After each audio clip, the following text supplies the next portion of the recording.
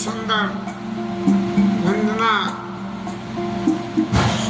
जो कि शिव पुराण के अलावा मैंने पढ़ी है, और कुछ समय तो मैंने इसका नित्य पाठ भी किया था।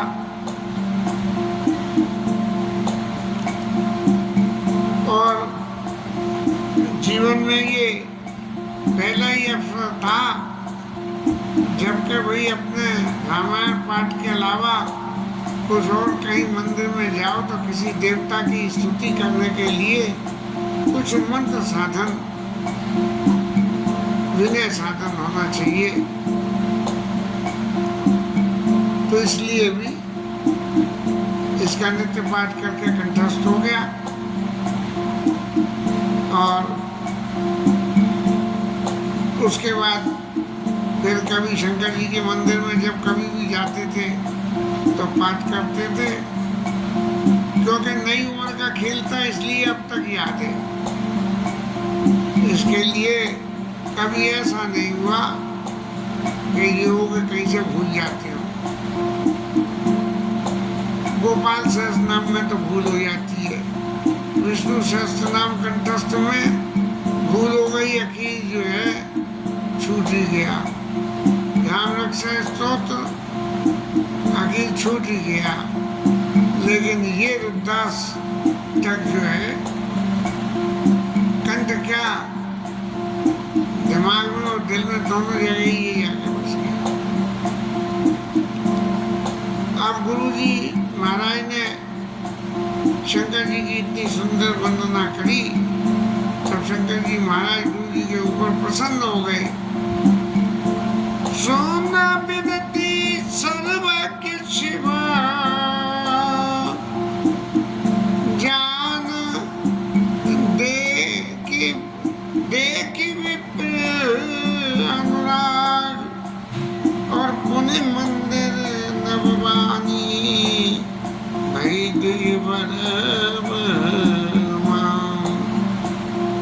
पहले तो शंकर जी आकाशवाणी हुई, उसने भुजंगी महाराज को शाप दिया। अब फिर दोबारा आकाशवाणी हुई, और उस आकाशवाणी में शंकर जी महाराज ने गुरु जी की स्तुति से प्रसन्न होके और उनसे कहते, भाई द्विवर ब्रह्मांड, हे ब्राह्मण देवता, आप वास्तविक स्वरूप में ही ब्राह्मण हो। आपने अपने चेले की इतनी बड़ी गलती को माफ कर दिया, यहाँ तक कि मुझे भी रोष आ गया, लेकिन आपके चित्त में लेश मात्र भी दोष नहीं हुआ। इसीलिए महाराज आप जितने संतोषी हो, मैं उससे प्रसन्न हूँ, और आप मेरे से वर मांगो। शंकर जी की इस आकाशवाणी को देख के ब्राह्मण देवता प्रसन्न हुए। जो प्रसन्न प्रभु पर नाथ दीन बरने, पद भगति दे प्रभु पुनि दूषण बरने। ये वर मांगने में एक बड़ी समझदारी की प्रक्रिया है कि देने वाला तो कह देता है वर मांग लो, एक मांगो, दो मांगो, चार मांगो, लेकिन जो है वर मांगने वाला है वो चित्त में जब तक संतोष न हो जाए तब तक भगवान के सामने अपनी विनय को रखता ही रहता है। तो यह ब्राह्मण देवता ने कहा कि निज पद भगति, महाराज अपने चरणों की भक्ति दे दो मुझे,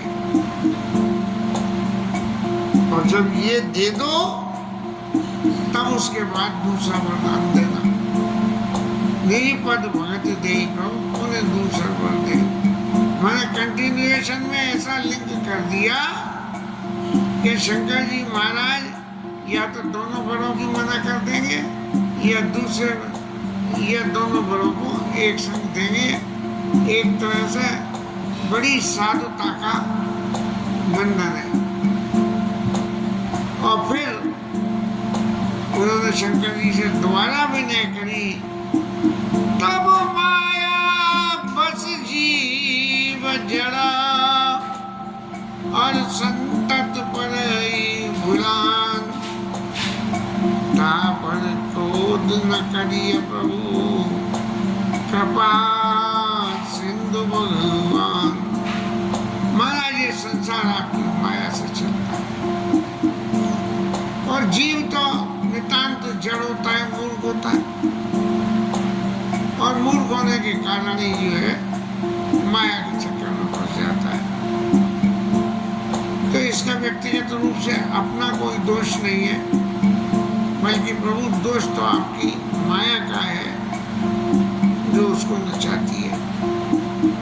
तो जब ये माया के नाच से नाच रहा है, तब आप इसके ऊपर और जो कुछ है, लेकिन इसके ऊपर क्रोध मत करिए। क्रोध में जो कुछ दिया जाता है वो कोई जरूरी नहीं है कि 100% शुद्ध सही हो। इसलिए महाराज आप इसके ऊपर क्रोध न करें। तो क्या करें, क्रोध न करें? शंकर दीन दयाल अब यही पर हो कृपाल, शाप अनुग्रह होई जई नाथ थोड़े काल। ब्राह्मण देवता ने ये कहा कि प्रभु आपने शाप दे दिया, आपकी आज्ञा शिरोधार्य, लेकिन महाराज एक अनुग्रह करो कि ये जो श्राप है, ये जो सर्प के तो इतनी लंबी उम्र होती है, तो इतनी लंबी उम्र का श्राप न हो, शाप अनुग्रह हो जाए नाथ थोड़े काल। आप श्राप दो और थोड़े समय में इस श्राप से इसकी मुक्ति हो जाए। ऐसा वरदान जो है गुरु जी ने शंकर जी से मांगा, और फिर वरदान मांगने के अलावा एक कृपा की बात और मांगी।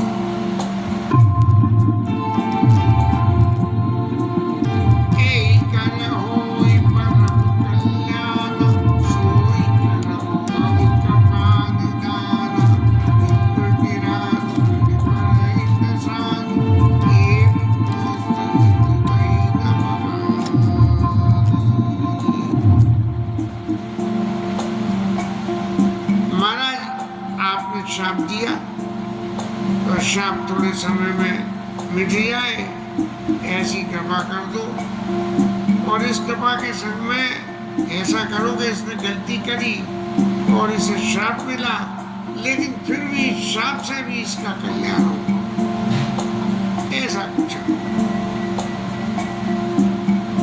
अब जब शंकर जी महाराज ने ब्राह्मण देवता के मुख से चेला चाची के लिए ये बात सुनी कि देखो इसके चेले की सदगति के लिए ये ब्राह्मण महाराज कितना प्रयत्न कर रहे हैं, तब शंकर जी महाराज ने उनसे ये कहा कि महाराज आपने मांगा तो वो वरदान तो मैंने दे दिया, लेकिन वरदान के अलावा जो आपने और जो बात कही वो वरदान में सम्मिलित तो नहीं है, लेकिन आपकी विनय से मैं प्रसन्न हूँ। इसलिए यद्यपि कीन्हे दारुण पापा और मैं पुण्य शाप, मैं पुण्य दीन क्रोध कर सभा। मैंने क्रोध से प्रेरित होकर इसको शाप दिया है, लेकिन क्रोध से प्रेरित होकर शाप देने में कहीं ना कहीं भूल होने की गुंजाइश होती है। अब चूंकि आप जैसे संत इसके संग हो और इसकी सत्कामना चाहते हो, तथापि तुम्हारी साधुता देखी यही पर करियो कृपा। फिर भी आपकी साधुता को देख के इसके ऊपर मैं विशेष कृपा करूंगा। यदि भगवान क्रोध करे तो गुरु बचा लेते हैं, लेकिन गुरु क्रोध करे तो कोई नहीं बचा सकता। ऐसा जो संतों ने कहा है, और वो यहाँ प्रत्यक्ष हो गया कि भगवान क्रोध कर रहे हैं और गुरु जी बचा रहे हैं। और भगवान कह रहे हैं कि तदपि तुम्हारे साधुता देखी यही पर करी हूँ कृपा विशेषी। अब कृपा करने का महाराज कारण क्या हुआ वो सुनिए। क्षमा शील जे परोपकारी ते तुझ मोहे प्रिय जथा। वो ब्राह्मण के दूसरों को क्षमा कर देते हैं, वो मुझको जो है भगवान राम के समान प्रिय है। कुछ कहे बिना संतुष्टि नहीं होती है। मुरारी बाबू ने जो बनारस में शंकर जी की पूजा अर्चना करी और असोच की अवस्था मान के लोगों ने ऑब्जेक्शन करा, और शंकराचार्य जी महाराज कहते हैं कि उन्होंने गलती करी है तो उसका उन्हें दंड मिलना चाहिए, क्षमा नहीं मिलनी चाहिए, दंड मिलना चाहिए। और दंड देने की शंकराचार्य जी कह रहे हैं और मुरारी बाबू उनसे पुनः पुनः ये क्षमा मांग रहे हैं कि मैंने कोई गलती करी है तो मैं उसके लिए क्षमा मांगता हूँ। अब इस क्लॉज को यदि लागू करें तो क्षमाशील जे परोपकारी ते द्विज मोहि प्रिय यथाकारी। शंकराचार्य जी का पद शंकर जी के बराबर है, तो उनको शंकराचार्य जी महाराज को भी इस प्रकरण को बंद कर देना चाहिए और चलाना नहीं चाहिए, ऐसा मेरा अपना मत है। शंकर जी महाराज श्राप देने के बाद अब आशीर्वाद स्वरूप दे रहे हैं, क्योंकि भगवान शंकर ने कामदेव को जलाया और रति को वरदान दे दिया। तो गोस्वामी जी ने लिखा कि गोस्वामी जी ने लिखा सासत कर पुनि कराई पसाओ नाथ प्रभु न कर से सुभाव। वहाँ भी वही शंकर जी थे जिन्होंने कामदेव को भस्म किया और रति को वरदान दिया। यहाँ भी वही शंकर जी हैं, भुसंडी महाराज को श्राप दिया और उनको वरदान दिया और कृपा और करी कि ते तुझ मोहि प्रिय जथा करारी। आप मेरे को भगवान राम के जितने राम प्रिय हैं, इसीलिए आप जो कुछ कह रहे हो आपकी सब बातों को मैं स्वीकार करूँगा, सब्जेक्ट टू कंडीशन। मोर शाप दिज व्यर्थ न जाइए, जन्म सहस्त्र अवश्य पाइए। मेरा शाप व्यर्थ नहीं जाएगा, इसको 1000 जन्म मिलेंगे, लेकिन अब इसके भीतर भी कृपा छुपी हुई है। के जन्म मरता तुसे दुख होई और यही सुन कहो व्यापी नहीं सोई।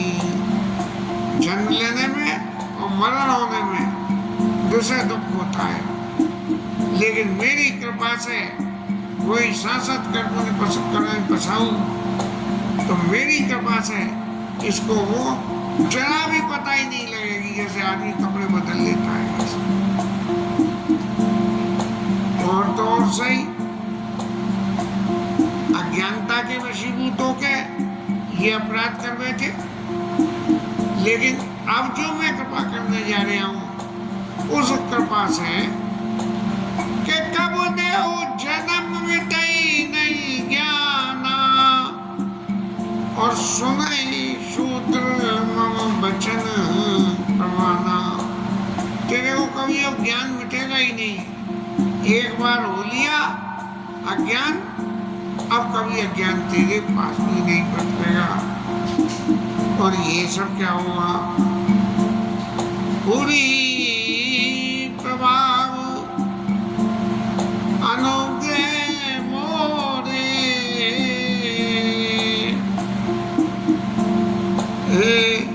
पूरी प्रभाव अनुग्रह मोरे राम भगति बसियाई और तोरे।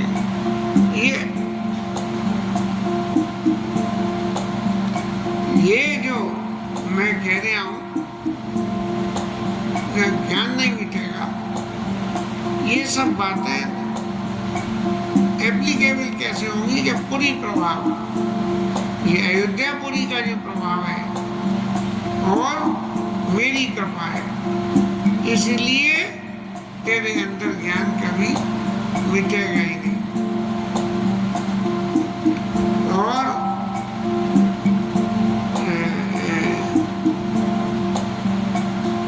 गोस्वामी जी ने वहां भी लिखा है कि अवध प्रभाव जान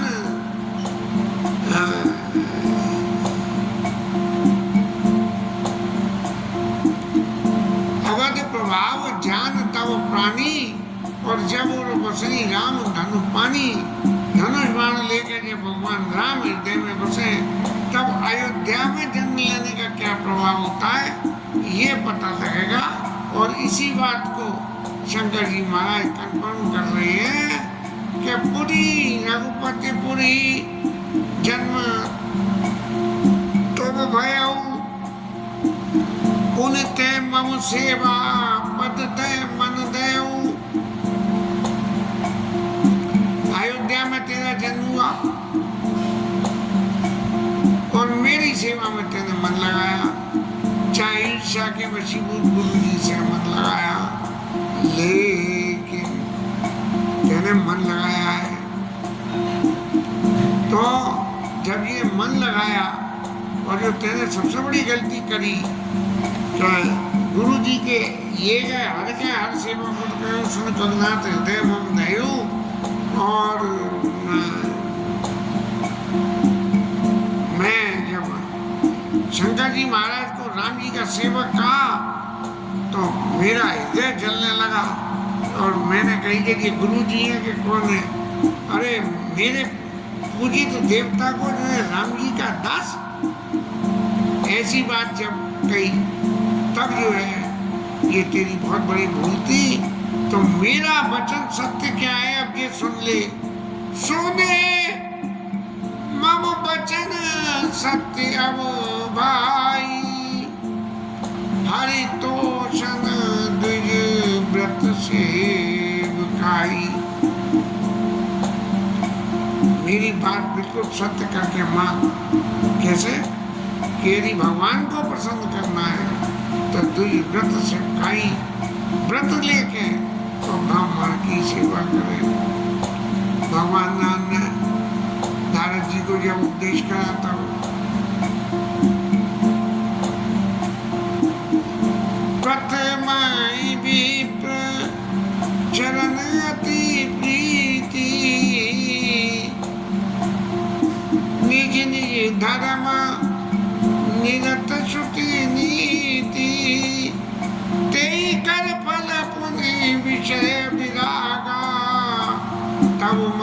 धर्म उपज अनुरागा, शवनाधिक नव भगति दृढ़ाई, मम लीला रति अति मनमाई। ऐसा जो कहा तो उसके हिसाब से ब्राह्मणों का संतोष कराना, उनकी सेवा के निमित्त व्रत करना, सेवा का व्रत लेना, ये जो है भगवान को प्रसन्न करने के बराबर है। तेरे अंदर भगवान राम की भक्ति बसेगी। और एक बात अब सावधान होकर सुन ले कि आप कभी किसी ब्रह्म का अपमान मत करना। क्यों? जाने वो संत अनंत समाना, संतों को जो है अनंत के समान भगवान के बराबर का दर्जा जो है देना चाहिए, उनके समान ही होते हैं। और एक बात और सुन कि यदि कोई व्यक्ति इंद्र के वजह से न मरे तो क्या होगा? इंद्र कुल से मम शूल विशाला, मेरे त्रिशूल से भी काल दंड, काल का जो स्वरूप है उसमें हरि चक्र कराला, भगवान के चक्र से, तो जो इनके मारा नहीं मरई, और विप्रद्रोह पावक सो जरई, इनसे भी जो किसी तरह से नहीं मरता हो और वो ब्राह्मणों का यदि विरोध कर दे तो वो ब्राह्मणों के विरोध से मर जाता है। इसलिए अपने मन में इस विवेक को धारण करके रखो क्या कि मेरे आशीर्वाद से इस संसार में तुमको कुछ भी दुर्लभ नहीं होगा। अब तुम 1000 शरीर धारण कर लोगे, जो शरीर चाहो जब धारण कर लो, और भगवान की भक्ति तुम्हारे अंदर बसे।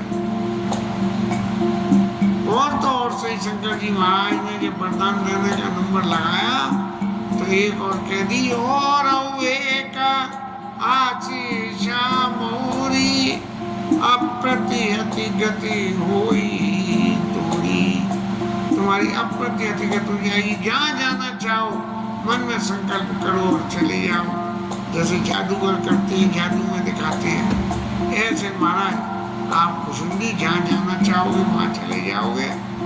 भगवान राम की भक्ति हृदय में वास करेगी तुम्हारे, और जब चाहो जब अपना शरीर पर टिको।